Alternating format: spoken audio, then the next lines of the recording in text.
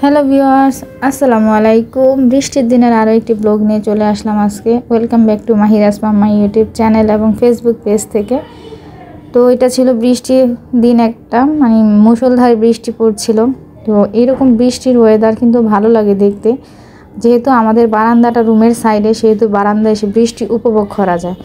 আর বৃষ্টি মুষলধারে বলতে মুষলধারেই পড়তেছিল, কম পড়তেছিল না, দেখতেই পাচ্ছেন। সব পানি ঝরতেছিল, রহমতের পানি। আসলে আমার বৃষ্টি ভালো লাগে, আর এই বৃষ্টির দিনে আমার সব কিছু করতেই ভালো লাগে। মনে হয় যে এই বৃষ্টির দিনে একটা অন্যরকম রহমত থাকে। আর যখনই আমি ভয়েস দিতে বসি, আমার আশেপাশে অনেক নয়েজ আসে, তো এই নয়েজগুলি সবাই ইগনোর করবেন। যাই হোক, সকাল সকাল আমরা বৃষ্টি উপভোগ করে নিচে চলে গিয়েছি নাস্তার জন্য। নাস্তা করে দুপুরে রান্নার আয়োজনে ব্যস্ত হয়ে পড়লাম সবাই। তো এরকম সবাই আমরা এই কাজটা করি, বিশেষ করে মহিলারা। রাত এসে একটা সকাল শুরু হতে না হতেই রান্না বান্নার আয়োজনের একটা টেনশন পড়ে যায় মাথার মধ্যে। কি রান্না করব আজকে, কি খাবো, কি রান্না করা যায়, কি বাজার আছে, কি বাজার আনতে হবে, এইসব আর কি। যাই হোক, তো আমি এখানে মাহিরার জন্য ডিম সিদ্ধ দিতে নিয়ে গিয়ে দেখি যে একটা ডিম ফাটা। তো আমি এটা একটা ছোট পলি করে সিদ্ধ দিব, ডিমটা ধুয়ে। আর ডিম সবসময় ধুয়ে সিদ্ধ করারই চেষ্টা করবেন, এটা ভালো আমি শুনেছি। আর ডিম নাকি সরাসরি অন্য কিছুর মধ্যে দিয়ে সিদ্ধ করা ঠিক না। আমরা আগে ভাতের মধ্যে, ডালের মধ্যে দিতাম কাগজ দিয়ে, বাট এটাও নাকি ঠিক না। আমি সঠিক জানি না, জেনে থাকলে জানাবেন। যাই হোক, সে ডিম একা একা ছিলে খাবে, তো তার কাছে আমি দিয়ে দিয়েছি ডিম, কারণ আমার কষ্ট করার দরকার নেই।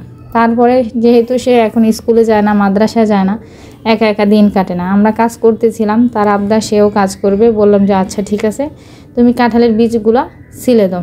তো এই যে লাকড়ি চুলা, তো দেখবেন খাবারের মধ্যে অনেক সময়, যেহেতু আমাদের লাকড়ি ঘর, একটা নোংরা থাকারই কথা, কারণ আমরা লাকড়ি আনি, লাকড়ির মধ্যে অনেক নোংরা থাকে। তারপর আমরা সাবধানতা অবলম্বন করে রান্না করি। তো আমাদের লাকড়ি ঘর অপরিষ্কার দেখলে কেউ বাজে কমেন্টস করবেন না। তো সেই দিন এই চামড়া পাখনার সাথে পাখনা, তারপর ঘিলা কলিজার সাথে আমরা করলা ভাজি এনেছি, যে করলা ভাজি করব, ডাল রান্না করেছি। তো সেগুলাই রান্না করতেছিলাম চুলার কাছে বসে। যেহেতু গরমের দিন, অনেক বেশি গরম লাগতেছিল।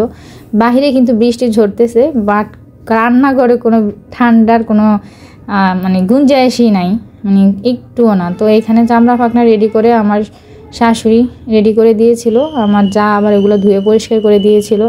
তো ওনার শরীরটা একটু খারাপ থাকার কারণে চুলার কাছে বসে আমি রান্না করছিলাম। তো যাই হোক, একটু ভালোভাবে মশলা কষাই। আর এই চামড়া পাখনাগুলো কিন্তু নতুন নতুন খেয়ে ফেলবেন, আমরা বাসি করি না, যেদিন একটা সেদিনই খেয়ে ফেলি। এতে করে কিন্তু স্বাদও ভালো থাকে, ঘ্যাস ঠ্যাসও আসে না, একটা গন্ধ বাজে স্মেল হয় না। ফ্রিজের খাবার আপনি যত বেশি দিন রাখবেন, আমার কাছে মনে হয় যে একটা গন্ধ হয়ই, যে যতভাবেই প্রসেসিং করে রাখুক না কেন। আমি অনেকভাবে প্রসেসিং করে রাখি, আমার কাছে গন্ধ লাগে। তো এখানে যাই হোক, চামড়া পাখনাগুলো পরিষ্কার করে ঘিলা কলিজের সাথে মিক্স করে আমরা একসাথে রান্না করছিলাম।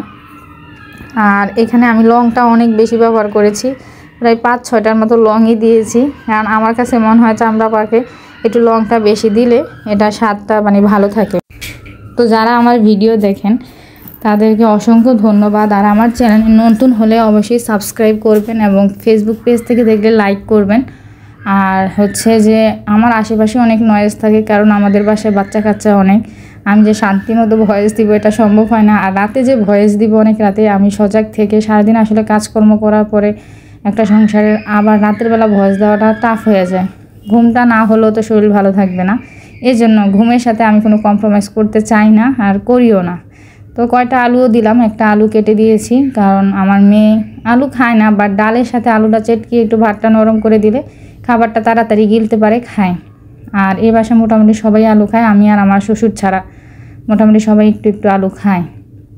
আমি মোটেও পছন্দ করি না। আলুর কথা বলাতে দেবরের কথা মনে পড়ে গেল। ও থাকলে তো যেই কোনো খাবারে আলু দিতে হয়, এমনকি কোরবানি গোশতেও আলু দিতে হয়। তো যাই হোক, ও এখন নাই। আলুটা দেখেন আমি খুব ভালোভাবে কষিয়ে নিয়েছি, মনে হয় যে রান্না হয়ে গেছে, আসলে না।